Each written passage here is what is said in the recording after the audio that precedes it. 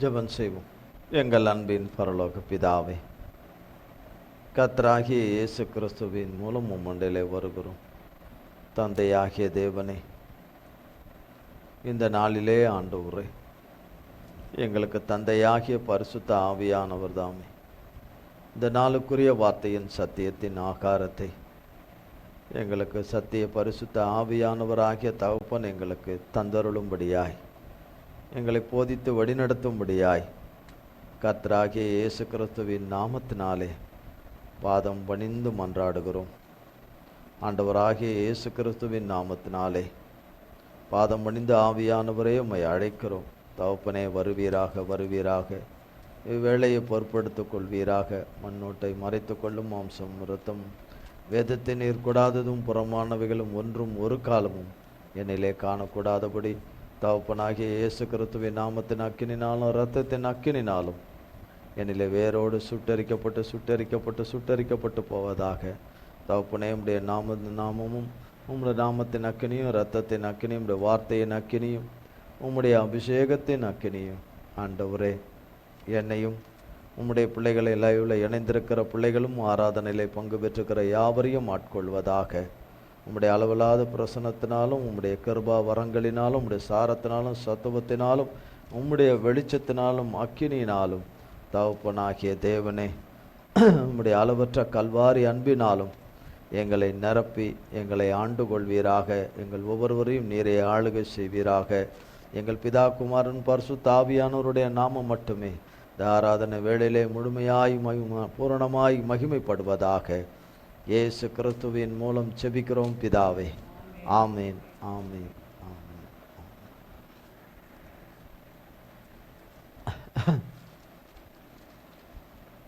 சங்கீதம் 84 சங்கீதம்.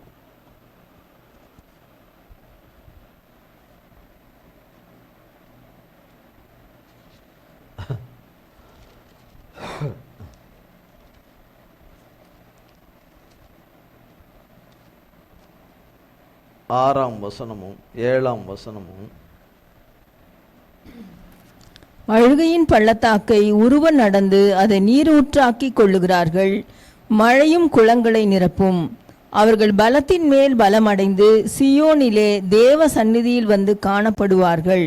ஆமாம், கர்த்தருடைய நாமத்துக்கு ஸ்தோத்திரம். அழுகையின் பள்ளத்தாக்கை உருவ நடந்து என்ற வார்த்தையில் கர்த்தர் நம் ஒவ்வொருவரையும் நடத்தி வராரு. அவரவர் கர்த்தரோடு கூட நடந்து போகிற பாதையில் எவ்வளவு நெருக்கம் இருக்குது, எவ்வளோ கஷ்டம் இருக்குது, எவ்வளோ பாடுகள் இருக்குது, எவ்வளோ கண்ணீர்கள் இருக்குது, எவ்வளோ தேவைகள் இருக்குது, அழுத்தங்கள் இருக்குது, மனுஷர் கொடுக்குற அழுத்தங்கள் இருக்குது, பல காரியங்கள் அநேகம் இருக்குது.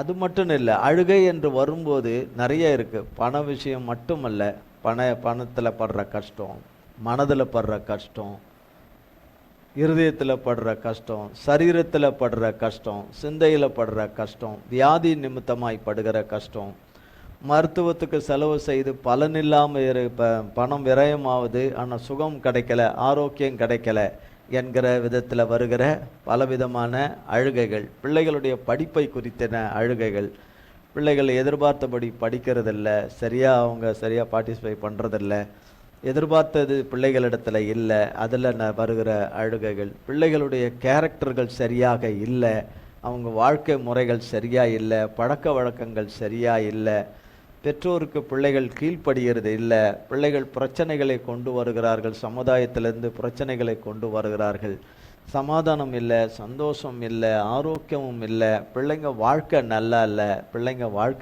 இல்லை, கடன் பிரச்சனைகள், பண தேவைகள், இப்படி விதத்துக்கு விதம் இழப்புகள், அநேகமான இழப்புகள், சொத்துக்களில் இழந்து போகிறவைகள், வேலையை இழந்து போகிறவைகள், நன்றாய் போய்கொண்டிருக்கிற சூழ்நிலையில் திடீர்னு வேலையை விட்டு நீக்கப்படுகிற சூழ்நிலைகள்,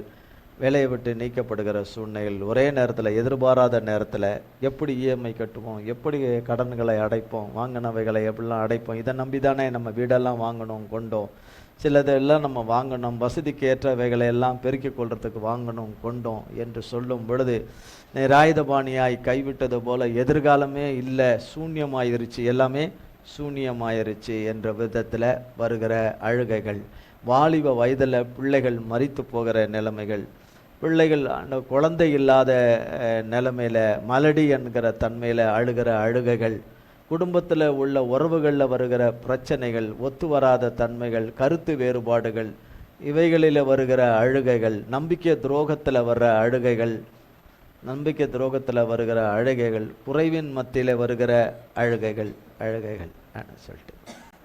ஆனால் இப்படியெல்லாம் ஒரு பக்கம் அழுகைகள் ஒரு பக்கம் இருக்குது. ஆனால் கர்த்தராகிய தேவன் அவர் நடத்தி கொண்டு போகிற பாதையில் வருகிற நெருக்கங்கள், சஞ்சலங்கள், வருத்தங்கள், வேதனைகள், பாடுகள், அவமானங்கள்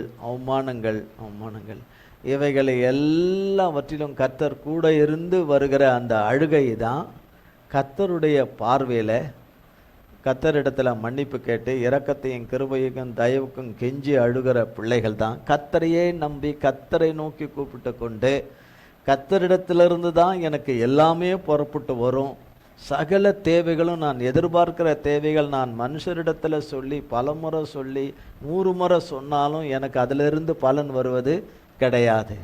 நான் தேவனிடத்தில் நான் நோக்கி கூப்பிட்டு கொண்டே இருக்கும்போது தான் தேவன் தான் கிரியை செய்து அதை நமக்கு அருளி செய்கிறார். கர்த்தர் நம்மளுடைய துக்கங்கள், பாடுகள், வேதனைகள் எல்லாம் அவரிடத்துல இருந்து தான் நீங்குது.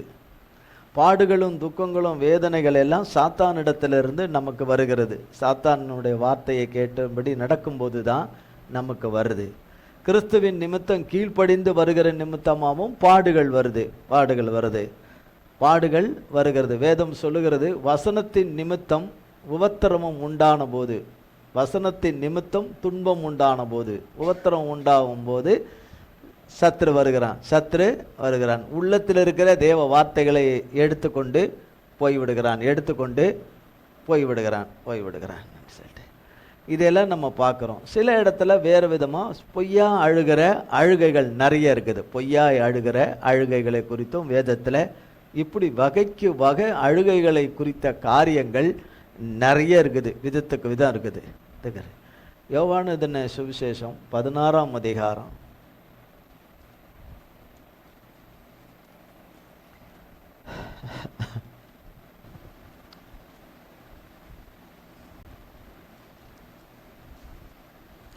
16ஆம் அதிகாரம்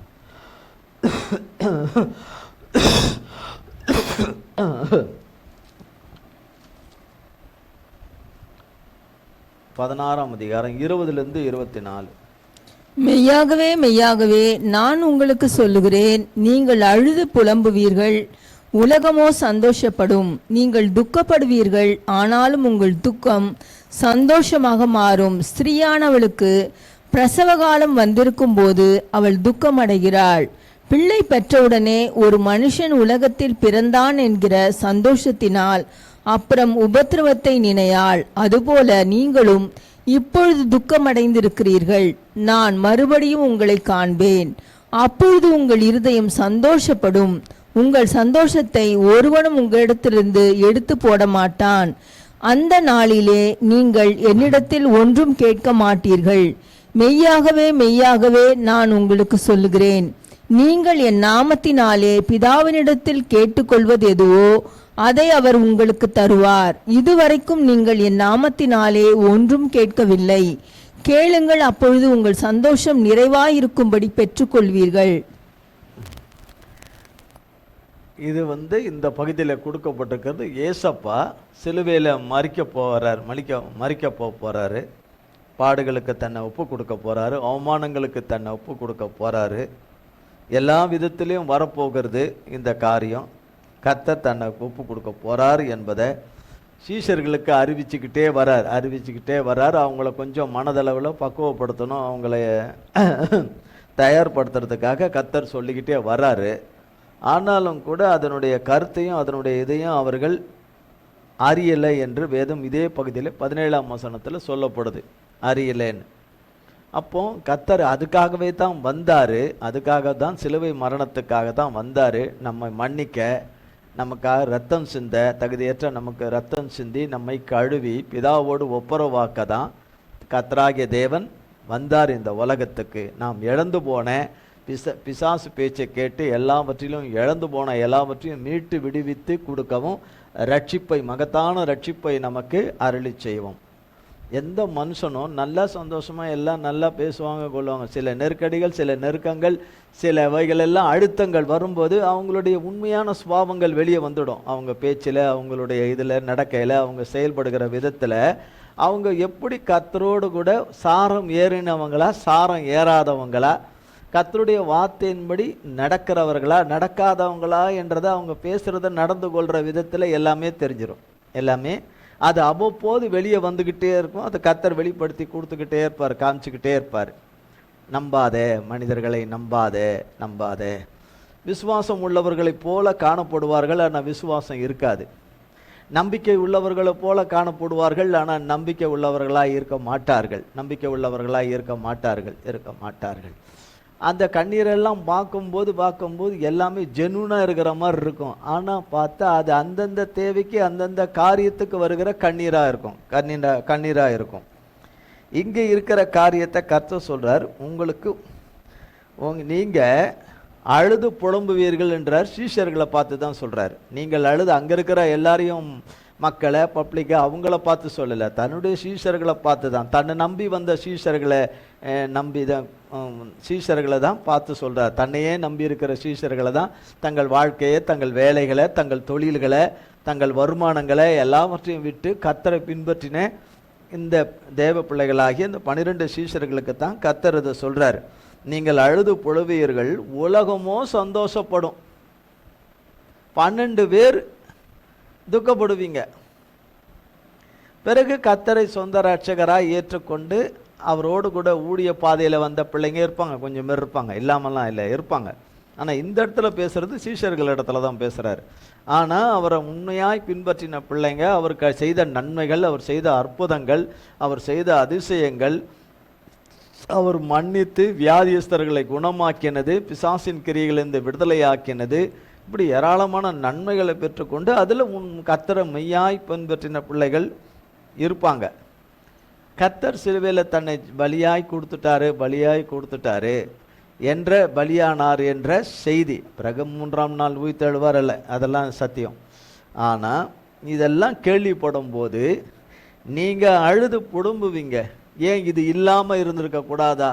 இந்த சிலுவை மரணத்தை தவிர்த்திருக்க கூடாதா? அதுக்கு தன்னை கொடுக்கணுமா? அவர் கொடுக்கலன்னா நம்ம காலி. அவர் மன்னிச்சு ரத்தம் சிந்தலைன்னா இன்னைக்கு நம்ம இன்னைக்கு எந்த நம்பிக்கையில் இங்கே உட்காந்து ஆராதனை பண்ணுவோம்? ஒன்றுமே கிடையாது, பிரயோஜனமற்றதாக இருக்கும். நாம் நரகம் என்பது நமக்கு நிரந்தரமாக இருந்திருக்கும், அதில் எந்த சந்தேகம் கிடையாது. நாம் கூப்பிடுகிற கூப்பிடுதல்களும் தேவ சன்னிதானத்துக்கு போகாது. ஒன்றுமே நமக்கு எந்த நன்மையும் ஈவுகளும் எதுவுமே கிடைக்காது. பாவ மன்னிப்பு இல்லாத போது எதுவுமே கிடைக்காது நமக்கு. அப்போ சிலுவையில் அவர் ரத்தம் சிந்தி பாடுபட்டு நமக்காக எல்லாவற்றையும் சிலுவையில் அவர் செய்து முடிக்க வேண்டியது இருந்தது. அதுக்காகவே தான் இயேசப்பா மனிதாவதாரம், பரிசுத்த மனிதாவதாரம் எடுத்துக்கிட்டு வந்தாங்க. இல்லைன்னா பூமியில் மனுமக்களுக்கு மீட்பு, விடுதலை, ரட்சிப்பு என்பது எவ்வளோ வேணும் அறவே கிடையாது. அதனால தான் சொல்கிறாரு, நீங்கள் அழுது புலம்புவீர்கள். இப்படி நடக்கும், ஏசப்பாவுக்கு இப்படி நடக்கும்னு தெரியலையே. ஆனால் அது ஒரு மிகப்பெரிய வெற்றி. அது மனுக்குலத்தை முழுவதும் காப்பாற்றுவது ஒரு பக்கம், அதை காப்பாற்றி சிருஷ்டித்த பிதாவினிடத்தில் கொண்டு வந்து சேர்க்கிற ஒரு பெரிய பாக்கியம். பிதாவுக்கும் நமக்கும் பிதாவுக்கும் இடையில நம்மளுடைய பாவத்தின் தடைகள் எல்லாம் தகர்க்கப்படுகிறது. அக்கிரமத்தின் மீறுதல்கள் எல்லாம் கர்த்தரால் மன்னிக்கப்பட்டு, தடுப்பு சுவர்கள் எல்லாம் தகர்க்கப்பட்டு, பிதாவோடு ஒப்புரவாகி திரும்ப தப்புனுடைய ரத்தத்தினால மன்னித்து கழுவப்பட்டதுனால பிதாவை அப்பா என்று கூப்பிடுகிற ஒரு பெரிய ஸ்லாக்கியம் நமக்கு கிடைக்குது. இழந்ததை எல்லாம் பிசாசுங்கிட்ட இருந்து எல்லாத்தையும் கம்ப்ளீட்டாக மீட்டு கொடுக்கறது ஒரு புறம், பிசாசின் கிரியைகளை அழிக்கிறது இன்னொரு புறம், நாம் சம்பாதித்த மரணத்தை ஒரு புறம் கர்த்தர் அதை வேரோடு அழித்து போகிறது ஒரு புறம், நாம் சாபக்கேடானதும் சாபமாகி போன எல்லாவற்றிலிருந்தும் ஆசீர்வாதம் நன்மையும் உண்டாகும்படி இழந்த ஆவிக்குரிய நன்மை, பூமிக்குரிய நன்மை, இழந்து போன தேவ சித்தங்கள் எல்லாம் திரும்ப மனுஷனுடைய வாழ்க்கையில் நடக்க, தேவனுடைய நல்வார்த்தைகள் வாக்குத்தத்தங்கள் நிறைவேற, நிறைவேற, மனுஷனை தேவன் தமக்கென்று ஒவ்வொருத்தரையும் சிருஷ்டித்து தெரிந்து கொண்ட பரிசுத்த நோக்கங்கள் நிறைவேற எல்லாவற்றுக்கும் சேர்த்து தான் ஏசப்பா ரத்தம் சிந்தினாங்க. எல்லாவற்றுக்கும் சேர்த்து தான் ரத்தம் சிந்தினாங்க. ஒன்றே ஒன்று தான் நம்ம இன்னைக்கு வரைக்கும் நம்ம சரியாக நடக்காமல் போகிறது என்ன? மனுஷனை நம்பாத, மனுஷியை நம்பாத.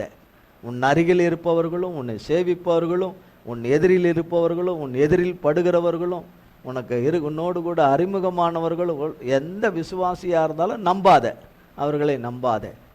என்றைக்கும் எந்த நேரத்தில் கவுப்பாங்க, எந்த நேரத்தில் மாறுவாங்கன்னே தெரியாது.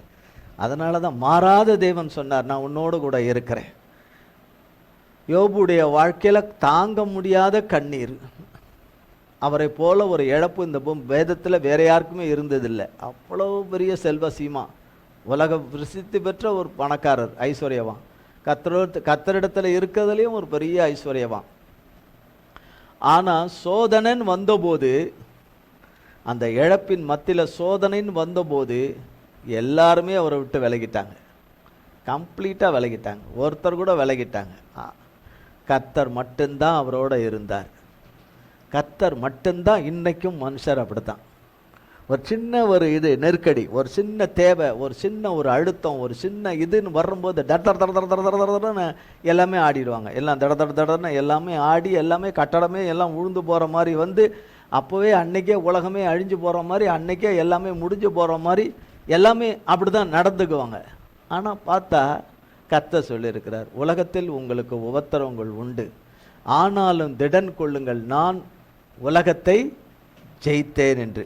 அப்போ கர்த்தராகிய தேவன், நீங்கள் துக்கப்படுவீர்கள், உங்கள் துக்கம் சந்தோஷமாக மாறுன்றதெல்லாம் கீழே இருக்குது வசனத்தில். ஆனால் மேலே இருக்கிறது, மெய்யாகவே நான் உங்களுக்கு சொல்லுகிறேன், நீங்கள் முதல்ல என்ன செய்வீங்க? இந்த சம்பவங்கள் எல்லாம் நடந்தும் போது நீங்கள் அழுது புலம்புவீர்கள், உலகமோ சந்தோஷப்படும். சாத்தானும் சாத்தானின் மனுஷர்களும் பொய்யாய் கண்ணீர் விடுகிறவர்கள், பொய்யாய் துக்கப்படுகிறவர் போல, வேதனைப்படுகிற பொய்யாய் கரிசனை உள்ளவர்கள் போல, பொய்யாய் அக்கறை உள்ளவர்களைப் போல, பொய்யாய் ஆதங்கப்படுகிறவங்களை போல, பொய்யாய் பரிதாபப்படுகிறவர்களைப் போல, பொய்யாய் நம்ம மேலே நம்பிக்கை, நமக்கு நன்மை உண்டாகணும் என்று நினைப்பவர்களைப் போல இருக்கிறவர்களா, அவர்களை குறித்து தான் இங்கே சொல்லப்படுது. அவர்கள் சந்தோஷப்படுவார்கள். அதான் உலகம். உலகமோ சந்தோஷப்படும், நீங்கள் துக்கப்படுவீர்கள். 1 அழுது புலம்புவீர்கள், 2 துக்கப்படுவீர்கள், 3வது உங்கள் துக்கம் சந்தோஷமாக மாறும் என்று. உங்கள் துக்கம் சந்தோஷமாக, அப்போ உங்கள் துக்கம் சந்தோஷமாக மாறும் என்பதற்கு ஒரு நாளை வச்சிருக்கிறார். எல்லா மனுஷருக்கும் ஒரே நாள் கிடையாது, எல்லாருக்கும் ஒரே நாள் கிடையாது. அவரவருக்கு ஒரு நாளை வச்சிருக்கிறார். அந்த நாளில் அவரவர் துக்கம் என்னவோ அந்த துக்கம் சந்தோஷமாய் மாறும் தான் சொல்லியிருக்கிறார் கர்த்தர். ஆனால் அழுது புலம்பிக்கிட்டு இருக்கிற சூழ்நிலையிலும், துக்கத்தின் மேல் துக்கத்தை சந்தித்து கொண்டிருக்கிற நேரத்திலும் என்ன நடந்துக்கிட்டு இருக்குது? எதுவுமே மாறலை, எந்த மாற்றமே இல்லை, எந்த மாற்றமும் இல்லை, எந்த மாறுதலுமே இல்லை. ஆனால் வேத வசனம் சொல்லுகிறது, கர்த்தர் தான் சொல்லியிருக்கிறார் இந்த வார்த்தையை, சீஷர்கள் சொல்லலை, கர்த்தர் தான் சொல்லியிருக்கிறாரு, துக்கம் சந்தோஷமாக மாறும் என்று சொல்லிட்டு தான் அதுக்கு ஒரு எக்ஸாம்பிள் சொன்னார். ஸ்திரீயானவளுக்கு பிரசவ காலம் வந்திருக்கும் போது அவள் துக்கம் அடைகிறாள். பிள்ளை பெற்ற உடனே ஒரு மனுஷன் உலகத்தில் பிறந்தான் என்று சந்தோஷத்தினால் அப்புறம் உபத்திரவத்தை காணாள். அப்படின்னா இந்த துக்கம் சந்தோஷமாக மாறுகிற நாளில் அழுக, புலம்பல், துக்கம் எல்லாம் மறைந்து போகிறது.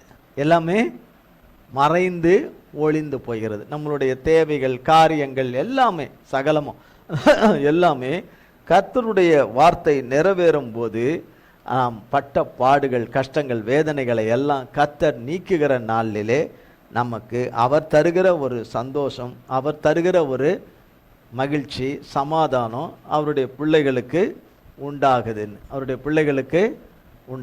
என்று சொல்லி யோவான் எழுதின சுவிசேஷம் 11ஆம் அதிகாரம் 11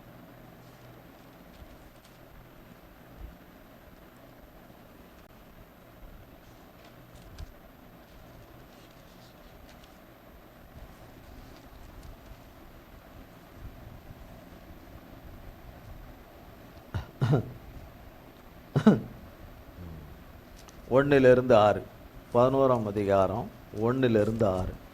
மரியாளும் அவள் சகோதரியாகிய மார்த்தாளும் இருந்த பெத்தானியா கிராமத்தில் உள்ளவனாகிய லாசரு என்னும் ஒருவன் வியாதிப்பட்டிருந்தான். கர்த்தருக்கு பரிமள தைலம் பூசி தன் தலைமயிரால் அவருடைய பாதங்களை துடைத்தவள் அந்த மரியாளே. அவளுடைய சகோதரனாகிய லாசரு வியாதியாயிருந்தான். அப்பொழுது அவனுடைய சகோதரிகள், ஆண்டவரே, நீர் சிநேகிக்கிறவன் வியாதியாய் இருக்கிறான் என்று சொல்ல அவரிடத்திற்கு ஆள் அனுப்பினார்கள். இயேசு அதை கேட்டபொழுது, இந்த வியாதி மரணத்துக்கு ஏதுவாயிராமல் தேவனுடைய மகிமை விளங்குவதற்கு ஏதுவாயிருக்கிறது. தேவனுடைய குமாரனும் அதனால் மகிமைப்படுவார் என்றார். இயேசு மார்த்தாளிடத்திலும் அவளுடைய சகோதரியினிடத்திலும் லாசருவினிடத்திலும் அன்பாயிருந்தார். அவன் வியாதியாயிருக்கிறதாக அவர் கேள்விப்பட்ட பொழுது தாம் இருந்த இடத்திலே பின்னும் 2 நாள் தங்கினார். மரியாளும் அவன் சகோதரியாகிய மார்த்தாலும் இருந்த பெத்தானியா கிராமத்தில் இது நிறைய தடவை நம்ம ஆண்டவருடைய கிருபையில் கேட்டிருப்போம், கொண்டிருப்போம். இந்த நாளில் கர்த்தர் நமக்கு என்ன சொல்கிறாருன்றதை பார்ப்போம். வேதத்தில் எழுதப்பட்ட இருக்குது, கர்த்தர் அந்த குடும்பத்தின் மேலே அவ்வளோ பிரியமாக இருந்தாருன்னு. லாசரு மேலே, லாசருடைய 2 சகோதரிகள் மேலே ரொம்பவும் பிரியமாக இருந்தார். 3 வருட ஊழியத்தில் கர்த்தர் செய்த ஊழியத்தில் வந்த இந்த அன்பின் உறவு, கர்த்தருடைய அன்பின் உறவில் இவங்க ரொம்ப ஐக்கியமாக இருந்த கர்த்தர் ஊழிய பாதையில் அந்த பெத்தானியா பகுதிகளில் போகும்போது கர்த்தர் இந்த லாசரு வீட்டில் தான் தங்குவார் என்று வேதத்தில் எழுதப்பட்டிருக்குது. அது எத்தனை முறையோ நமக்கு தெரியாது. 1 முறையோ 2 முறையோ 3 முறையோ நமக்கு தெரியாது. ஆனால் அவங்க 3 பேருடைய இருதயமும் கர்த்தருக்கு மிகவும் பிரியமுள்ளவர்களாய் இருந்ததுனால லாசருக்கு ஒரு பேர் ஒன்று இருந்தது. லாசருன்னு சொன்னால் சொல்கிறதுக்கு பதிலாக சிநேகிதன் அப்படின்னு சொன்னாலே, இயேசுவுக்கு சிநேகிதன் சொன்னாலே அது லாசரு தான். அது லாசரு தான். ஏன்னா வேதம் 3ஆம் வசனத்தில் சொல்லப்படுது, அப்பொழுது அவனுடைய சகோதரி, ஆண்டவரே, நீ சிநேகிக்கிறவன் வியாதியாக இருக்கிறான் என்று நீர் சிநேகிக்கிறவன், சிநேகிதன் பேர் கூட அங்கே குறிக்கப்படலை, லாசரு என்று குறிப்பிடப்படலை. சிநேகிக்கிறவன், நீர் சிநேகிக்கிறவன் என்று சொல்லி அப்படின்னும்போது எந்த சூழ்நிலையிலும்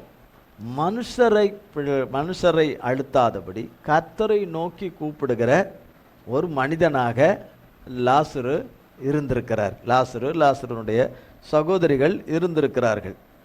அதனால தான் சிநேகிதன் என்று அங்கே குறிப்பிடப்படுது, சிநேகிதன் என்று சொல்லி. அப்போ அவனுக்கு ஒரு வியாதி வருது, அது மரணத்துக்கு ஏதுவான வியாதியாய் வருது. அது தேவ நாம மகிமைப்படுவதற்காக வந்த வியாதி என்று வேதவசனம் சொல்லுகிறது. இது நம்ம படிக்கிறோம், கொள்கிறோம், எழுதிருக்குது, அதை வச்சு சொல்கிறோம். அந்த கால டைமில் இந்த சம்பவம் நடக்கும்போது இது மரணத்துக்கு ஏதுவான வியாதின்னு யாருக்குமே தெரியாது. ஏசப்பாவை தவிர யாருக்கும் தெரியாது. அப்போ இவ்வளோ தூரம் தேவன் நேசிக்கிற ஒரு சிநேகிதனுக்கு இப்படி ஒரு சம்பவம் நடக்கலாமா? இப்படி ஒரு கண்ணீர் வரலாமா? இப்போ நமக்கு வசதி இருக்குது, ஃபோன் பண்ணி சொல்கிறோம் இல்லையா? இப்போ ஒரு வசதி இருக்குது, நம்ம ஃபோன் பண்ணி சொல்கிறோம், உடனே ஃபோன் அடிக்கிறோம்.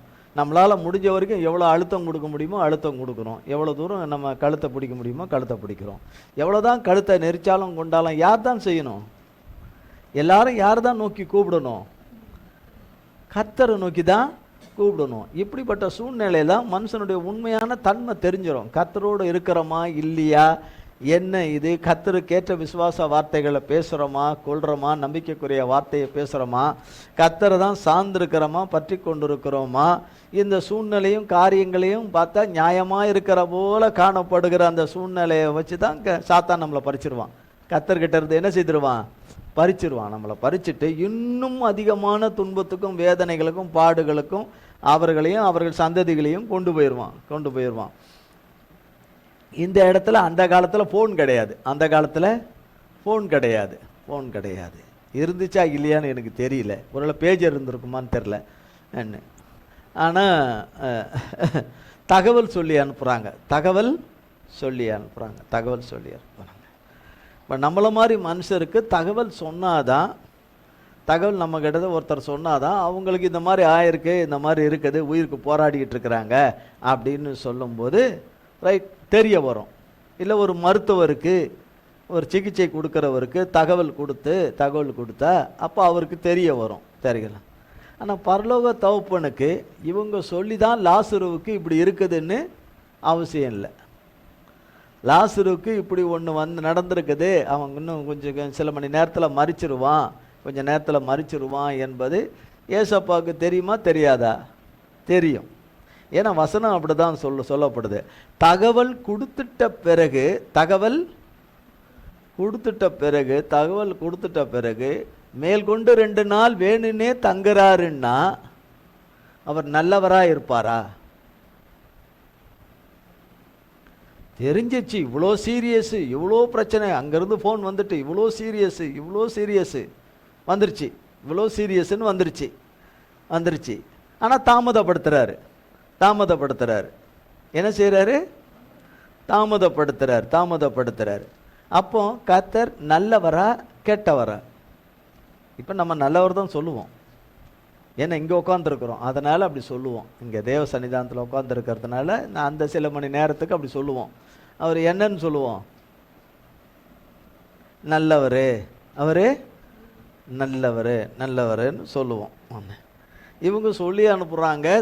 சிநேகிதன் சொன்னோன்னா ஏசப்பா உடனே வந்துடுவார்.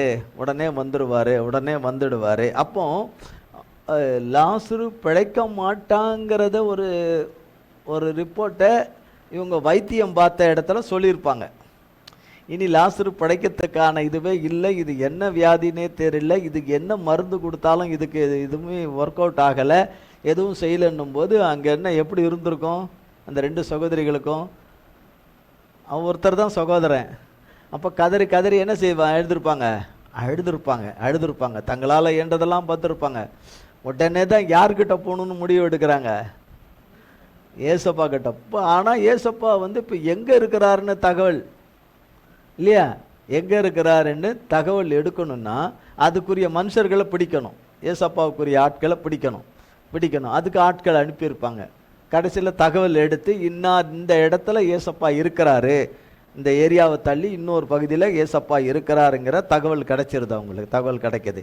அது உண்மையாக நம்ப தகுந்தமான தகவலா அல்லது பொய்யான தகவலான்னா உண்மையான தகவல் தான். உடனே அங்கே தகவல்களை அனுப்புகிறாங்க. என்ன நினச்சிருப்பாங்க? ஏசப்பா இருக்கிற இடம் தெரிஞ்சிட்டு, இப்போ எந்த இடத்துல இருக்கிறாருன்ற விஷயம் தெரிஞ்சிட்டு, இப்போ ஃபோன் பண்ணி நம்ம சொல்கிறதா இருந்தால் உடனே ஃபோன் அடிக்கிறோம். ஃபோன் அடித்து என்ன சொல்கிறோம்? நீங்கள் கொஞ்சம் சொல்லுங்க, ஏசப்பாவை கழுத்தை மிதிங்க, ஏசப்பாவை நெறிங்க. நெரிச்சா என்ன பண்ணுவார் ஏசப்பா? ஏசப்பாவுக்கு நெருக்கடி கொடுத்தா என்ன பண்ணுவார்? வேற வழி இல்லைன்னு செஞ்சிருவார். செய்வாரா? செய்ய மாட்டார்.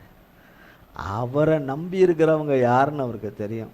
அவரையே நம்பி இருக்கிறவங்க யாருன்னு தெரியும். அவரை மீறி எதுவும் நடந்துராதுன்னு அவரை நம்புகிறவங்க யாருன்னு அவருக்கு தெரியும். ஆமேன் வராது. சூழ்நிலை எப்படிப்பட்டதா இருந்தாலும் ஆண்டவரே மனுஷரை நம்பி காத்திருக்காதபடி. ஆனால் மனுஷர் இருக்கிற இடத்துல தான் நம்ம வாழ்கிறோம். மனுஷர் மூலியம்தான் கர்த்தர் செய்கிறதா வேதத்தில் இருக்குது. அதுக்கு அப்பாற்பட்ட விதத்தில் செய்கிற காரியத்தை நான் வாழ்க்கையில் பார்த்ததில்லை, என் வாழ்க்கையில் நடக்கலை, அதனால் நான் சொல்ல முடியாது. மனுஷர் மூலியமாக செய்திருக்கிற காரியங்களை கேள்விப்பட்டிருக்கிறேன், ஆனால் நான் பார்த்ததில்லை. கேள்விப்பட்டிருக்கேன், ஆனால் பார்த்தது கிடையாது. ரெண்டையுமே நான் பார்த்தது கிடையாது. மனுஷர் அல்லாத விதத்தில் தேவன் செய்கிற காரியத்தையும் பார்த்தது கிடையாது. மனுஷர் மூலமாக கர்த்தர் செய்த உண்மையான காரியத்தை நானும் பார்த்தது கிடையாது, கேள்விப்பட்டிருக்கிறேன், அவ்வளோதான்.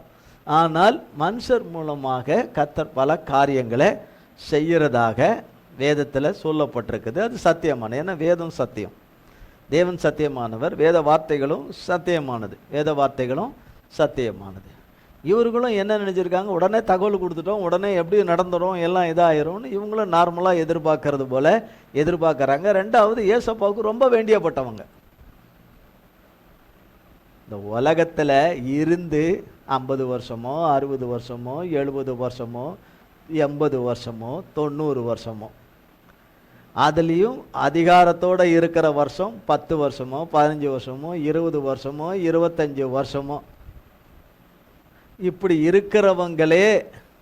இருக்கிறவங்களே சிநேகிதராக இருந்தாலே கை கால் தரையில் இருக்காது. இப்படிப்பட்டவங்க ஒரு நல்ல அதிகாரத்தில் இருக்கிறவங்க, தனக்கு ரொம்ப வேண்டியப்பட்டவங்க, எந்த நேரமும் கூப்பிட்டாலும் அவங்க ஃபோனில் நான் என்கிட்ட பேசுவாங்க கொள்ளுவாங்க அப்படின்ற ஒரு உறவு இருந்தால் அவங்களுக்கு தரையில் கால் இருக்காது. ஆனால் அவங்க ஒரு நாள் எங்கே தான் போகணும்? இந்த உலகத்தை விட்டு போய் தான் தீரணும். ஆனால் என்றைக்குமே இருக்கிறவரோட இவங்களுக்கு இருக்குது அந்த உறவு. என்றைக்குமே இருக்கிறவரும் எல்லா அதிகாரத்தை உடையவரும், அதிகாரத்தை மனுஷனுங்களுக்கு இந்த உலகத்தில் கொடுக்கிறவரும், படைத்தவர் உருவாக்கினவர் ஆகிய அவர்கிட்ட தான் இவங்க 3 பேருமே நெருக்கமாக இருக்காங்க. கர்த்தர் அப்போ என்னெல்லாம் விரும்புகிறாரோ அதன்படியெல்லாம் இவங்க நடக்கிறவங்களாகவும் பேசுகிறவங்களாகவும் செயல்படுறவங்களாகவும் இருந்திருக்கணும். இல்லைன்னா கர்த்தருக்கு சிநேகிதனாக இருக்க முடியாது. கர்த்தருக்கு ரொம்ப பிரியமான பிள்ளைங்களாக இருக்க முடியும். பேசும்போது சொல்லுவாங்க கர்த்தர் எனக்கு உயிர், அது இது, நீங்கள் உயிர் நான் உயிர்னு. அதெல்லாம் நம்ம தண்ணியில் தான் எழுதி வச்சுக்கணும். ஆனால் அது நிஜம் கிடையாது. அப்போ நீங்கள் பார்த்தீங்கன்னா அப்போ இவங்க அழுகுறாங்க. இப்போ இவங்க கதர்னு அழுகுறாங்க. இந்த லாசருடைய மூச்சு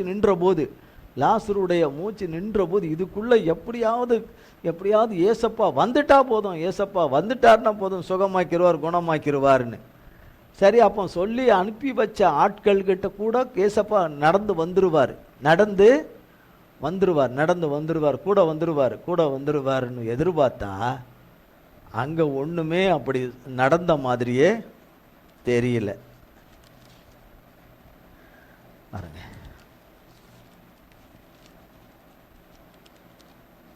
ஆறாம் வசனம், அவன் வியாதியாய் இருக்கிறதற்காக அவர் கேள்விப்பட்ட போது தாம் இருந்த இடத்திலே பின்னும் 2 நாள் தங்கினார் என்று.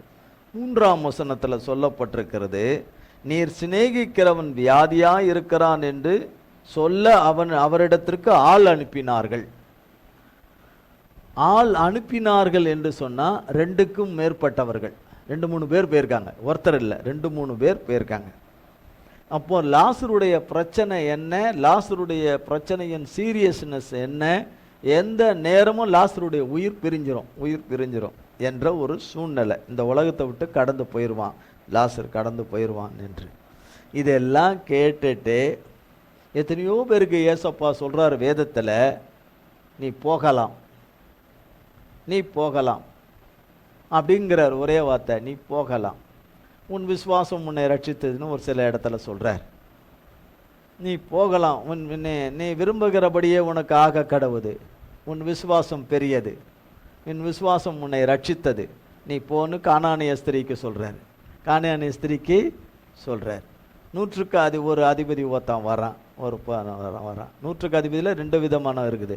ஒருத்தன் வரான், தன்னுடைய வேலைக்காரன் இதுவாக இருக்கிறான், வியாதியஸ்தனாக இருக்கிறான்னு சொல்லிட்டு, நீங்கள் அற்புதங்களையும் இதுகளை செய்தால் தான் நீங்கள் எல்லாம் இது பண்ணுவீங்களான்னு சொல்லி கர்த்தர் கொஞ்சம் இதை பேசுகிறார், கண்டிக்கிறார். ஆனால் சொல்லி அனுப்புகிறார், நீ போ அப்படின்னு சொல்கிறார். நீ போகலான்றார். என்னடா போகலான்றார்? சொஸ்தமாயிட்டான்னு சொன்னாலும் பரவாயில்ல, அவன் நல்லாயிடுவான்னு சொன்னால் பரவாயில்ல. நான் விரும்புகிற வார்த்தையை ஏசப்பா பேச மாட்டாரு, நான் விரும்புகிற வார்த்தையை ஏசப்பா சொல்ல மாட்டாரு. நான் விரும்புகிற வார்த்தையை பேச மாட்டாங்களேன்னு நிறைய பேசுகிறோம். நான் விரும்புகிற வார்த்தையை, நான் எதிர்பார்க்குற வார்த்தையை அவங்க வாயிலேருந்து வரமாட்டேங்குது. நான் இப்படி ஒரு ஜெபம் பண்ணிட்டு வந்திருக்கிறேன், நான் ஜெபம் பண்ணிட்டு வந்திருக்கிறேன், நான் இப்படி ஒரு தகவலை கொடுக்குறேன், எனக்கு இப்படி ஒரு பதில் வரும்னு எதிர்பார்க்குறேன், எனக்கு அதுக்கான பதில் வரலையே அப்படின்னு. இப்படி தான் நம்மளும் இருக்கிறோம். அதே மாதிரி தான் அவங்களும் அந்த காலத்தில் இருந்திருக்கிறாங்க. அப்போ போகலாம் என்று சொல்லும் பொழுது அவன் திரும்ப ரிட்டர்ன் ஆகி குதிரையில் திருப்பி தன் சேவகர்களோட ரிட்டர்ன் ஆகி போகும்போது வழியில் சொல்கிறாங்க, அந்த வேலைக்காரன் நல்லாயிட்டான்னு சொல்லும்போது என்னடா இதுன்னு. அப்போ ஏசப்பா சொன்ன நேரமும் அவன் கண் திறந்தது, அவன் உயிர் பிழைத்த நேரமும் 2ம் ஒன்றுன்னு சொல்லும்போது அவனும் அவன் குடும்பமும் ஆண்டவரை ஏற்றுக்கொண்டாங்க என்று சொல்லி இன்னும் நிறைய இருக்குது. அப்படியெல்லாம் கர்த்தர் செய்யும்போது இந்த இடத்துல இதெல்லாம் இவங்க நிறைய கேள்விப்பட்டிருப்பாங்க. மார்த்தாள், மரியாள், லாசரு இதெல்லாம் கேள்விப்பட்டிருப்பாங்க. அப்போ கர்த்தர் அங்கிருந்து ஒரு வார்த்தை சொன்னாலே போதும். இப்போ அவன் சுகமாக இருப்பான்னு ஒரு வார்த்தை அவர் ஆண்டவர் சொல்லிட்டாருன்னா போதும், ஜீவாதிபதி சொல்லிட்டாருன்னா போதும், மெசியா சொல்லிட்டாருன்னா போதும், லாசரு சுகமாயிடும். பல எதிர்பார்ப்புகளோட ஒன்று வருவார்னு எதிர்பார்த்துருப்பாங்க. அடுத்தது ஒரு வார்த்தையாவது கர்த்தர் சொல்லிடுவார். அந்த வார்த்தையினால லாசரு சுகமாயிருவான், என் சகோதரன் சுகமாயிருவான் அப்படின்னு எதிர்பார்த்துருப்பாங்க. ஆனால் எதிர்பார்த்ததுக்கும் எண்ணினதுக்கும் யோசனத்துக்கும் விரும்பினதுக்கும் விதத்தில் எதுவுமே நடக்கலை. ஆனால் இவங்க யாரு? ஏசப்பாவுக்கு மிகவும் பிரியமானவங்க. நம்மளை மாதிரி ஏடா கூடமாக பேசுகிறவங்கள, ஒரு நேரம் தேவைன்னும் போது நல்லா பேசுவோம், ஒரு நேரம் வரும்போது நம்ம நல்லா பேசுவோம், இன்னொரு நேரம் வேற மாதிரி பேசுவோம். அப்படி கிடையாது. ஆனால் இவங்க எல்லா விதத்திலும் கர்த்தருக்கு பிரியமானவர்களாய் நடந்து கொள்கிற பிள்ளைகள். அப்படிப்பட்ட பிள்ளைகளுக்கு கர்த்தர் நிச்சயமாக செய்திருக்கணுமா வேணாமா? இல்லையா? அப்போ கர்த்தர் எப்படி நல்லவர் இல்லைன்றது தெரிய வருது இல்லை? கர்த்தர் நல்லவர் இல்லை. என்னுடைய தேவை, என்னுடைய இது, என்னுடைய காரியம், என்னுடைய இது, அதுக்கு கர்த்தர் வரலன்னும் போது அவர் நல்லவராக இருக்கிறதுக்கான வாய்ப்பே இல்லை. நல்லவராக இருக்கிறதுக்கான வாய்ப்பே இல்லை. இல்லை இல்லையா? அப்படிதான் தோணும். அப்படிதான் தோணும். அப்படி தோணும். மனுஷர் நான் வரேன் நீ வரேன்னு வந்துட்டா லாசருக்கு சுகமாயிருமா? நான் வரேன் நீ வரேன், நான் உனக்கு கணத்தில் முத்தம் கொடுக்குறேன், நெத்தியில் முத்தம் கொடுக்குறேன் அப்படின்னு முத்தம் கொடுத்துட்டா சரியாயிடுமா? சரியாயிடுமா? சரியாகாது. அப்போ சரியாக்குறவர் சரி ஒரு தீர்மானம் எடுத்து வச்சிருக்கிறார். திரியேக தேவன் ஆகிய ஏசப்பா பிதாவை கேட்காம எதையும் செய்ய மாட்டார், தாமாகவே செய்ய மாட்டார். பிதாவுடையது என்னன்னு கேட்டு தான் எல்லாமே செய்வார். பிதாவும் குமாரனுடைய இதோட தான் செய்வார், குமாரன் பிதாவோட தான் எதுனாலும் செய்வார். அப்போ அவர் டிசைட் பண்ணிட்டார் என்னன்னு அவர் என்ன விதமாக லாசருவை உயிரோடு கூட எழுப்பணும்னு டிசைட் பண்ணிட்டார். எத்தனை நாள் கழித்து எழுப்பணும்னு டிசைட் பண்ணிட்டார். எத்தனை நாள் கழிச்சுன்னு சொல்லும்போது காரியங்கள் நாளாகி போயிற்று, காரியங்கள் நாறி போயிற்று. இப்போ உலக பிரகாரமாக பார்த்தா மரித்து 4 நாள் 5 நாள் ஆனவங்க கர்த்தர் எழுப்புறார் என்று எழுப்ப முடியும். அன்னைக்கு எழுப்புனவர் இன்றைக்கும் எழுப்புவார். ஆனால் இதே மாதிரி நடக்காது. ஆனால் உள்ளான அர்த்தம் என்ன? நம்முடைய காரியங்கள் ஒன்று கூட நடக்கலைன்றது நாறி போனது மாதிரி. லாசரு இறந்து லாசருடைய சரீரம் எல்லாம் எத்து போய் குடலெல்லாம் வெளியே வந்து சரீரம் நாத்தடிக்குது. இப்படிப்பட்ட சூழ்நிலையில் இப்படிப்பட்ட இது உண்மையாகவே நடக்குது. வெளியரங்கமாகவே இப்படி நடக்குது. ஆவியில் நடக்கலை, வெளியரங்கமாகவே நடக்குது. இதை அவங்களாவது ஒரு சில வார்த்தைகளை இந்த இடத்துல பயன்படுத்துவாங்க 11ஆம் அதிகாரத்தில். ஆமாண்டவரே கர்த்தரோட சம்பாஷிப்பாங்க. உயிர்த்தெழுகிற நாளிலே அவன் உயிரோட எழுந்திருப்பான் ஆண்டவரே, நீங்கள் அவனை எழுப்புவீங்க ஆண்டவரே, வருவீங்க கொண்டு வருவீங்க ஆண்டவரேன்னு. இதை கூட நம்மளால் சொல்ல முடியாது, நாமளாக இருந்தால் சொல்லவே மாட்டோம். இந்த மாத்தாலும் மரியாலும் அதை சொல்லுகிற பிள்ளைகளாக இருக்கிறாங்கன்னா அதனால் ஏசப்பா ஒரு வீட்டில் தங்குறாரு. அந்த ஊழிய பாதையில் எத்தனை நாள் தங்கியிருந்தாரோ, எத்தனை முறை தங்கியிருந்தாரோ, அப்படி இருக்கிறார் என்றால் அது எந்த அளவுக்கு ஏசப்பாவுடைய இருதயத்தில் இடம் பிடிச்சவங்களா இருப்பாங்க.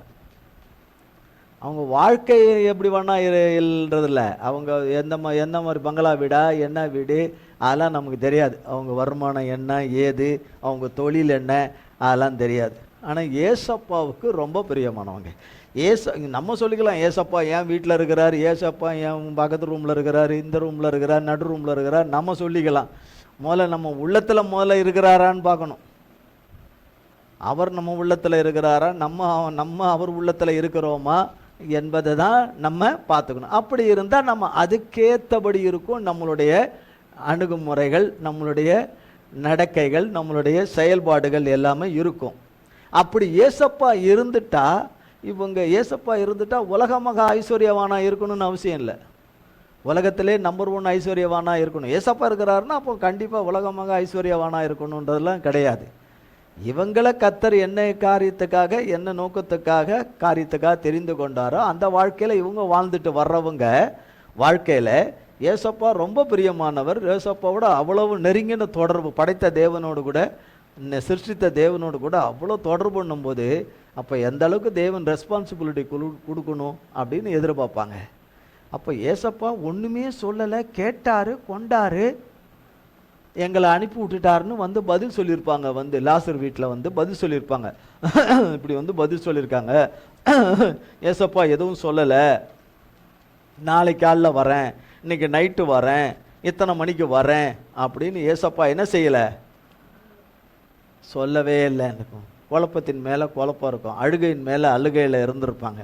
கடைசியில் எல்லாமே நடந்து முடிஞ்சிருது, எல்லாமே நடந்து முடிஞ்சிருது. இனி நடக்கிறதுக்கான எந்த இதுவுமே இல்லை. லாசருவே மறிச்சிட்டாப்புல, லாசருவே என்ன ஆயிட்டாப்புல, மறிச்சிட்டாப்புல. இந்த காரியம் நமக்கு மறித்து போனதாக இருக்குது. நம்மளுடைய ஒவ்வொரு காரியங்களும் மறித்து போன நிலைமையிலேயே இருக்குது. எதுவுமே உயிர் பெற்ற போகிற மாதிரி இல்லை. தேவை உள்ளம்போது நமக்கு வரமாட்டேங்குது. ஒரு தேவை நமக்கு ரொம்ப நெருக்கடியான தேவைகள் என்று இருக்கும்போது நமக்கு என்ன பண்ண மாட்டேங்குது, வரமாட்டேங்குது. நமக்கு அவசியன்ற முறையில் என்ன பண்ண மாட்டேங்குது, வரமாட்டேங்குது அப்படின்னு. ஆனால் கர்த்தர் யாரை எவ்வளவு தூரம் நேசிக்கிறாரு என்பது தேவனை நாம் எந்த அளவுக்கு நேசிக்கிறோம் என்பதையும் ஆழம் வரைக்கும் கர்த்தர் பார்க்கிற தேவனாய் இருக்கிறார். கர்த்தர் நம்மை பார்க்கிற தேவனாய் இருக்கிறார். இதே 11ஆம் அதிகாரத்தில்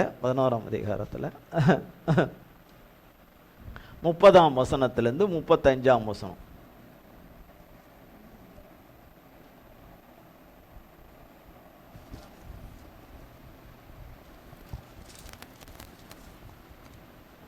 யோவான் 11ஆம் அதிகாரம் 30லிருந்து 35.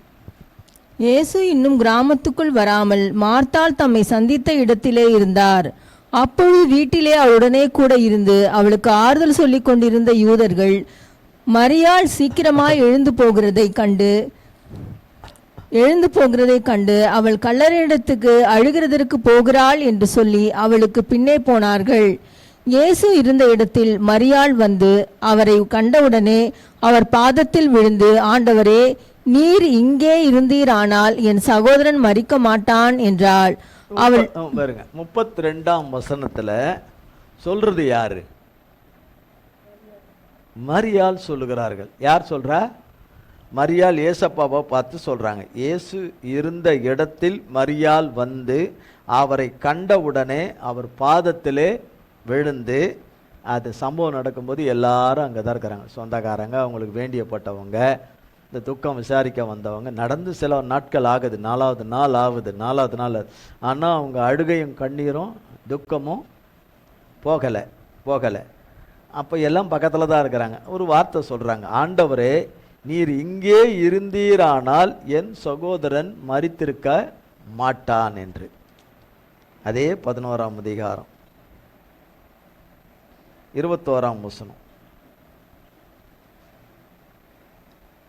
மார்த்தாள் இயேசுவினிடத்தில் வந்து, ஆண்டவரே, நீர் இங்கே இருந்தீரானால் என் சகோதரன் மரிக்க மாட்டான். ஆமா, இந்த இடத்துல சொல்றது யாரு, மார்த்தாள். இந்த இடத்துல சொல்றது மார்த்தாள், அந்த இடத்துல சொல்றது யாரு, மரியாள். மார்த்தாள் சொன்னதை மரியாள் கேட்கல, மரியாள் சொன்னதை மார்த்தா கேட்கல. ஆனா 2 பேரும் ஒரே மாதிரி பேசுறாங்க. இப்படியும் சகோதரிகள் இருப்பது கஷ்டம். அக்கா ஒரு மாதிரி இருக்கும், தங்கச்சி அதை விட ஒரு மாதிரியா இருக்கும். அக்கா கொஞ்சம் சுமாராக இருந்தால் தங்கச்சி அதை விட மோசமாக இருக்கும், ஆசமாக இருக்கும். வீடு இருக்குது, வீட்டுக்கு வீடு இருக்குது. ஆனால் இவங்க அப்படி கிடையாது.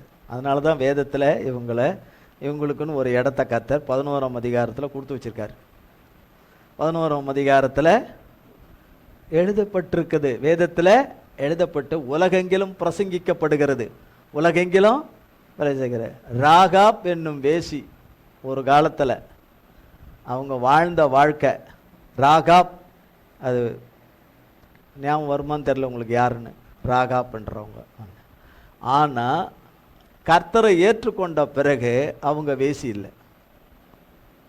பரிசுத்த தேவனை தன் உள்ளத்தில் ஏற்றுக்கொண்ட பிறகு அவங்க அந்த வாழ்க்கையில் கிடையாது. ஆனால் வேதத்தில் போட்டிருக்குது இப்படி அவங்கள என்னென்ன அட்ரஸ் பண்ணுது. அதனால் கர்த்தர் முத்திரை போட்டு வச்சிருக்கிறாரு, அவங்கள வேசின்னு முத்திரை போட்டு வச்சிருக்கிறாருன்றத இல்லை வேசியாகிய ராகாப்புன்னு. ஆனால் அவங்க வாழ்க்கையில் நடந்த காரியங்கள் எல்லாம் அவங்க வாழ்ந்த இடத்துல எல்லாரும் ஆழ போகிறாங்க, கடைசியாக ஆழ போகிறாங்க, அதோட மேலே போகிறதில்ல.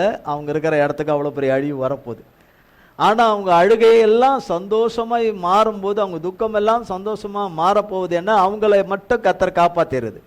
ராகாப்புடைய தகப்பன் தாய் கூட பிறந்த சகோதர சகோதரி குடும்பங்களை மட்டும், அவங்களுக்கு அப்போ மேரேஜ் ஆகலை, காப்பாற்றுறது மட்டும்.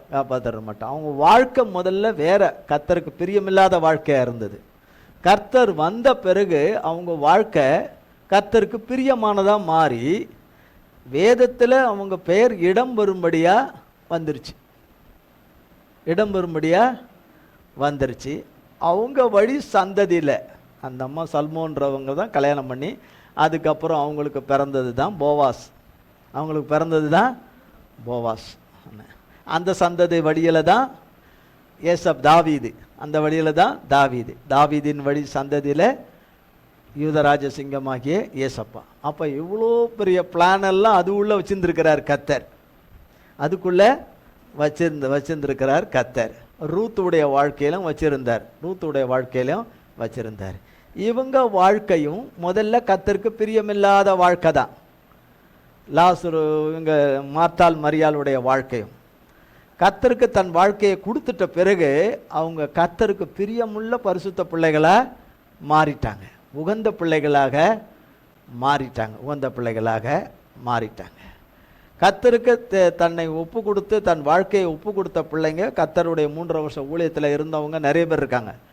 ஆனால் எல்லாரோடையும் கர்த்தர் இல்லை, எல்லாரும் கர்த்தரோட கூட இல்லை.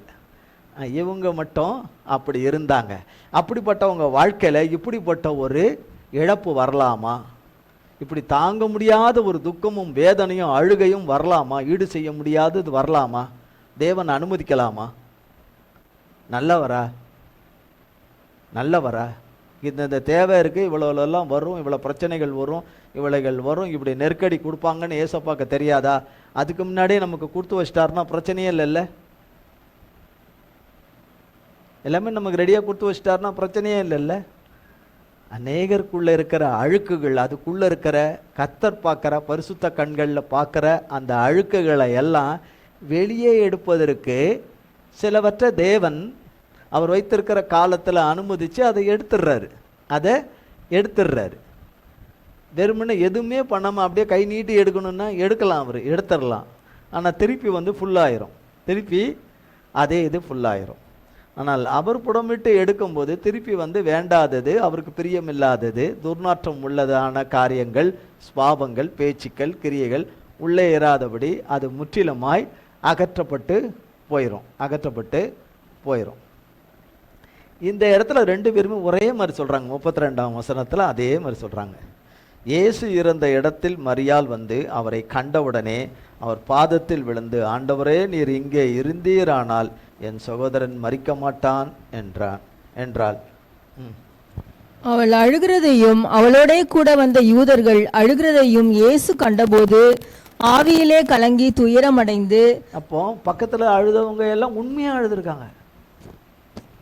உண்மையானா கண்ணிலேருந்து கொட்டுற தண்ணியை உண்மை இல்லை, உள்ளத்தின் ஆழத்துலேருந்து அழுதுருக்காங்க. இல்லைன்னா ஏசப்பா ஆவியில் கலங்கி ஏசப்பா கண்ணீர் வடித்ததா வேதத்தில் ஒரு சில இடத்துல தவிர வேறு எங்கேயுமே கிடையாது. இந்த இடத்துல தான் முக்கியமாக இருக்கும், குறிப்பாக இந்த இடத்துல தான் இருக்கும். அவர்கள் எல்லாம் அழுகிறதை இதெல்லாம் நடக்கும்னு தெரிஞ்சு தானே ஏசப்பா லேட்டாக வராரு.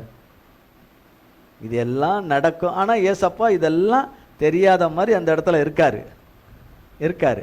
ஆனால் எல்லாமே தெரிஞ்சு தான் இருக்கிறார். எல்லாமே வியாதியஸ்தன் ஆவான், இவங்க இப்படி தேடுவாங்க, இப்படி பார்க்க வருவாங்க, அதுக்கு பதில் சொல்லாமல் அனுப்பிவிடுவார். நான் அடுத்த நாள் காலையில் வரேன்றலாம் அப்படிலாம் சொல்லாமல் அனுப்பிவிடுவார், அப்படிலாம் அனுப்புவார். லாசர் போனது தான், திரும்ப லாசர் வரப்போகிறது கிடையாது. எந்த ஊரில் யார் மறித்து 4 நாள் ஆகி உள்ள சரீரம் நாத்தடிச்சு நரம்பு கரும்பு கண்ணு எல்லாம் போன பிறகு ஆவியும் கிடையாது, எதுவுமே கிடையாது, ஆத்துமா கிடையாது, சரீர அவயங்களும் கிடையாது, ரத்தம் உடம்புக்குள்ள ரத்தம் கத்தம் எதுவுமே உயிரோட கூட ரத்தத்தில் உயிரும் கிடையாது, எதுவுமே கிடையாது, ஆவி கிடையாது, ஒன்றும் கிடையாது. அப்படி இருக்கிற ஆள் எப்படி உயிரோட கூட வருவாங்கன்னு யார் நம்புவா? யார் நம்ப முடியும்? ஆனால் அந்த இடத்துல அப்படி நடந்தது. அப்போ இது ஏதோ ஆவிக்குரிய சம்பந்தப்பட்ட காரியம், நம்ம வாழ்கிற வாழ்க்கைக்கு சம்பந்தப்பட்ட காரியம் இது இருக்கு. எல்லாமே நமக்கு செத்து நாரிக்கிட்டு கிடக்குது, அநேக காலங்களாய் நாரிக்கிட்டு இருக்கு. அது உயிரோட வருமா? உயிரோட எழும்பி வருமா? அது உயிரோடு கூட கர்த்தர் எழுப்பி கையில் கொடுப்பாரான்னு. அப்போ இயேசு அழுகிறதை அவர்கள் இப்போ இயேசு அங்கே 34ஆம் வசனம், அவனை எங்கே வைத்தீர்கள் என்றார். ஆண்டவரே, வந்து பாரும் என்றார்கள். இயேசு கண்ணீர் விட்டார். அப்பொழுது யூதர்கள், இதோ இவர் அவனை எவ்வளவாய் சிநேகித்தார் என்றார்கள். அவர்களில் சிலர் குருடருடைய கண்களை திறந்த இவர் இவனை சாகாமல் இருக்க பண்ணவும் கூடாதா என்றார்கள். அப்பொழுது இயேசு மறுபடியும் தமக்குள்ளே கலங்கி கல்லறையிடத்திற்கு வந்தார். அது ஒரு குகையாயிருந்தது, அதின் மேல் ஒரு கல் வைக்கப்பட்டிருந்தது. இயேசு, கல்லை எடுத்து போடுங்கள் என்றார். மரித்தவனுடைய சகோதரியாகிய மார்த்தாள் அவரை நோக்கி, ஆண்டவரே, இப்பொழுது நாருமே 4 நாளாயிற்றே என்றாள். இயேசு அவளை நோக்கி, நீ விசுவாசித்தால் தேவனுடைய மகிமையை காண்பாய் என்று நான் உனக்கு சொல்லவில்லையா என்றார். அப்பொழுது மரித்தவன் வைக்கப்பட்ட இடத்திலிருந்த கல்லை எடுத்து போட்டார்கள். இயேசு தம்முடைய கண்களை ஏறெடுத்து, பிதாவே, நீர் எனக்கு செவி கொடுத்தபடியினால் உம்மை ஸ்தோத்தரிக்கிறேன். நீர் எப்பொழுதும் எனக்கு செவி கொடுக்கிறீர் என்று நான் அறிந்திருக்கிறேன். ஆனாலும் நீர் என்னை அனுப்பினதை சூழ்ந்து நிற்கும் ஜனங்கள் விசுவாசிக்கும்படியாக அவர்கள் நிமித்தம் இதை சொன்னேன் என்றார். இவைகளை சொன்ன பின்பு, லாசருவே, வெளியே வா என்று உரத்த சத்தமாய் கூப்பிட்டார். அப்பொழுது மரித்தவன் வெளியே வந்தான். அவன் கால்களும் கைகளும் பிரேத சீலைகளினால் கட்டப்பட்டிருந்தது, அவன் முகமும் சீலையால் சுற்றப்பட்டிருந்தது. இயேசு அவர்களை நோக்கி, இவனை கட்டவிழ்த்து விடுங்கள் என்றார். அப்பொழுது மரியாளிடத்தில் வந்திருந்த இயேசு செய்தவைகளை கண்டவர்களாகிய யூதர்களில் அநேகர் அவரிடத்தில் விசுவாசம் உள்ளவர்களானார்கள். அவர்களில் சிலர் பரிசேயரிடத்தில் போய் இயேசு செய்தவைகளை அவர்களுக்கு அறிவித்தார்கள். ஆமா, அப்ப ஏசப்பா பிள்ளைகளுக்கு ஒரு காரியம் நடக்கும்போது சாத்தான் பிள்ளைங்களுக்கும் அந்த செய்தி போகுது. சாத்தான் மனுஷருக்கு செய்தி போகுது. மரித்த காரியம் உயிரோட வந்துருச்சு, மரித்தவைகள் உயிரோட கூட வந்துருச்சின்னு சொல்லும்போது, அப்போ அழுகிறவங்கெல்லாம் ஏசப்பாவை சுற்றி அங்கே அழுறாங்க. லாசருவை குறித்து அழுகுறாங்க. லாசருடைய சகோதரி நம்ம அதில் வாசித்தோம், அழுறாங்க எல்லாரும். ஆனால் அந்த அழுகிறவங்களோடவே அழுகிறது போல ஆக்டிங் பண்ணவங்களும் பக்கத்தில் இருந்திருக்காங்க. அவங்க தான் போய் பரிசேயர் இடத்துல போய் சொல்லியிருக்காங்க. ஏசு அற்புதம் செய்யும்போது பக்கத்தில் இருந்திருக்காங்க, அழும்போதும் பக்கத்தில் இருந்திருக்கிறாங்க, அற்புதம் செய்யும் போதும் பக்கத்தில் இருந்திருக்கிறாங்க. ஏன் பரிசேயர் இடத்துல போய் சொல்லணும்? அப்போ எங்கும் எல்லா இடத்திலையும் யார் இருக்கா? சாத்தானும் சாத்தானுடைய மனுஷர்களும் இருக்கிறாங்க. அவங்க தான் உன்னை தூண்டுதல் பண்ணுவாங்க, அவங்க தான் உனக்கு கழுத்தை நெருக்குவாங்க, அவங்க தான் உன்னை நெருக்கடி கொடுப்பாங்க, அவங்க தான் உன்னை உசுப்பேற்றுவாங்க, அவங்க தான் உன்னை தள்ளுவாங்க. ஏன்னா நீ உழணும். நீ என்ன செய்யணும்? உழணும். நீ உளுந்தியன்னா உன் சந்ததியும் சேர்ந்து உழுந்துடும், மொத்தமாக உழுந்துடும். நீ உழுற, நீ எந்த நேரமும் உழணும்னு நான் காத்துக்கிட்டு இருக்கிறேன், எந்த நேரமும் உழணும்னு காத்துக்கிட்டு இருக்கிறேன். நீ உழணும்னு நான் சொல்கிறதுக்கு பதிலாக நான் சொல்கிறத நீ சொல்லு, நான் சொல்கிறபடி நீ செய், நான் சொல்கிறபடி நீ நடந்துக்கோ, நான் சொல்கிறபடி நீ இருன்னு அவன் அனுப்பும்போது, மனுஷரை ஏவும்போது மனுஷர் கரெக்டாக சாத்தாங்குழியில் விழுந்துருவாங்க. இங்கே பாருங்க, ஏசப்பா ஒரு வார்த்தை சொல்கிறார் இந்த இடத்துல 41ஆம் வசனத்தில்.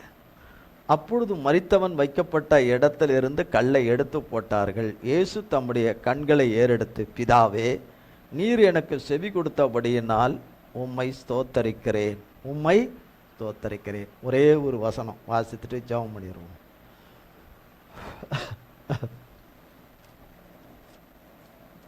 லூக்கா எழுதின சுவிசேஷம்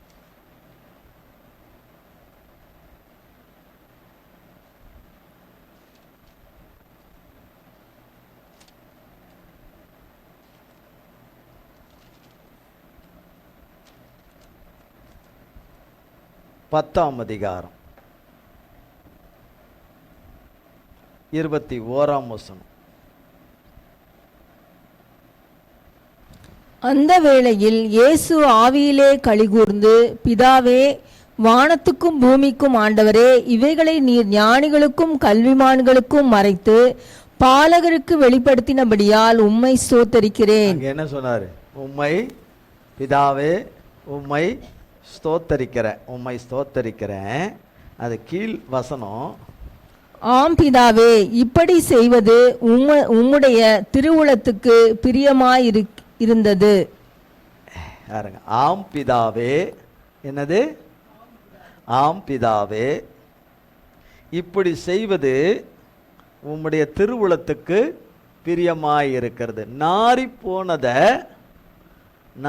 போனதை உயிரோடு கொண்டு வருவது உமக்கு பிரியமாயிருக்குது. நாரி போனதை உயிரோடு கொண்டு வருவதும் கட்டுகளை அவிழ்ப்பதும் உமக்கு பிரியமாயிருக்கிறது. ஏன்னா கட்டுகளை கட்டாயம் கட்ட அவிழ்க்கணும். அது கட்டப்பட்டுச்சு, அது முடிஞ்சு போச்சு. அது கல்லறைக்கு போயிருச்சு, அது மண்ணுக்கு போயிருச்சு, அது மண்மேடாய் போயிருச்சு. இனி அது எந்த விதத்திலையும் அது உயிரோடு கூட வருவதும் இல்லை. அது கெட்டு போச்சு, எல்லா விதத்திலும் கெட்டு போய் எல்லா விதத்திலும் அது நாறிக்கிட்டு இருக்குது. துர்நாற்றம் வீசிக்கொண்டு இருக்குது, துர்நாற்றம் வீசிக்கொண்டு இருக்குது. இனி அதிலிருந்து எதுவும் வரப்போகிறது கிடையாது. ஜீவன் உண்டாக போகிறது கிடையாது, உயிர் வரப்போவது கிடையாது, உயிரடைய போவதும் கிடையாது என்கிற காரியத்தில் கர்த்தருடைய நாமம் மகிமைப்படும்படியாய் கர்த்தர் அதை உயிரோடு கூட கொண்டு வருவது. இதே தான் எசேக்கியேல்ல கர்த்தராகிய தேவன் உலர்ந்த எலும்புகள் எல்லாம் உயிரடையுமா எசேக்கியேல ஆவியானவர் கேட்பார், இதெல்லாம் உயிரடையுமா? அது உமக்கு தான் தெரியும் ஆண்டவர் என்றுவார். அவைகளெல்லாம் மறித்து, இதெல்லாம் யாருன்னா இஸ்ரவேல் ஜனங்களை தான் சொல்வார், சேனைகளை தான் சொல்வார். அவங்க தான் இதெல்லாம் அப்படின்னு சொல்வார். இதெல்லாம் மறித்து போச்சே, இதெல்லாம் வருமான். அந்த சம்பவத்தில் பார்த்தா எல்லாமே நரம்பு கரும்பு எல்லாம் உண்டாகி எல்லாம் சரீரம், முழு சரீரமாக அவரவர் எலும்புகள் அவரவருக்குள்ள கரெக்டாக ஜாயிண்ட் ஆகி எல்லாம் வந்து அப்படி ஒரு அற்புத நிகழ்வு எசேக்கியேல்ல நடக்கும். அப்படி செய்வது பிதாவுக்கு பிரியமாக இருக்குதுன்னு. அப்படி மரித்த காரியங்கள் எந்தென்ன காரியங்களாக இருந்தாலும் அவைகளை உயிரோடு கூட கொண்டு வந்து கட்டவிழ்க்கிறது பிதாவுக்கு பிரியமாக இருக்குது. கட்டவிழ்க்கிறது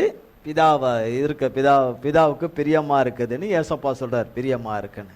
ஆனால் இப்படி எல்லாமே நாறி போனது எல்லாம் உயிரோடு கூட வந்துருச்சு அப்படின்னு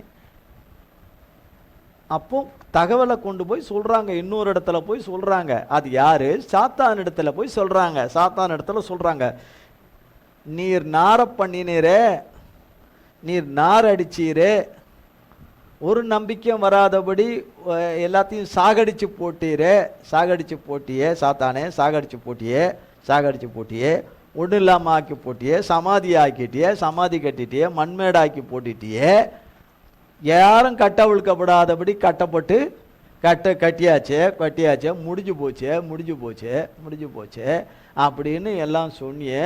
அங்கே எல்லாமே என்ன ஆகி போச்சு? உயிரோடு கூட வந்துருச்சுன்னு சாத்தாங்கிட்ட கொண்டு போய் சொல்றாங்க.